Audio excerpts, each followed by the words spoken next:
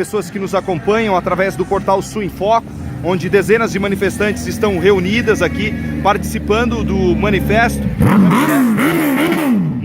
contra o aumento do preço dos combustíveis, contra os altos impostos que são pagos pelos brasileiros. E aqui dezenas de lauromilenses se reúnem, muitos caminhões parados aqui, transitam sentido litoral, sentido região serrana, não estão sendo permitidos passar esses caminhões de cargas, estão todos aqui paralisados, ninguém passa.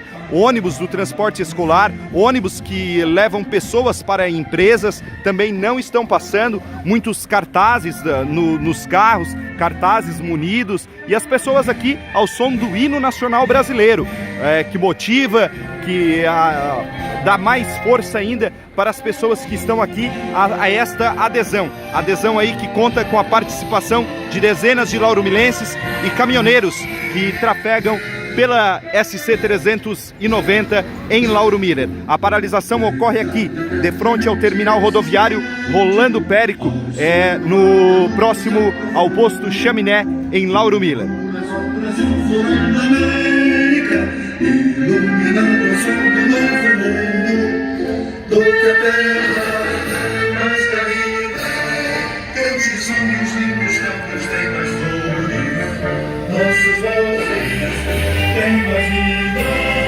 Nossa vida no teu seio mais amores, uma trabalho, salve, Brasil de amor eterno seja assim.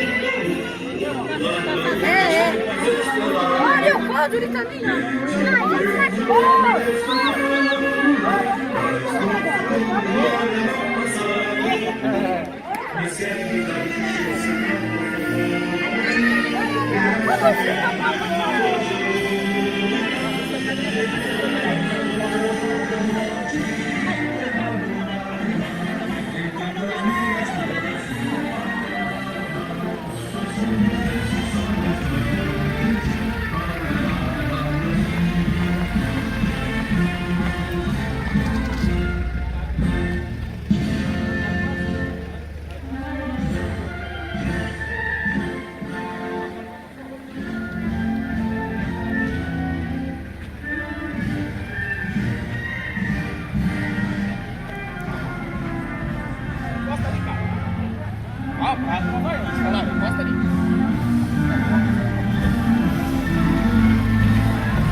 Encosta ali.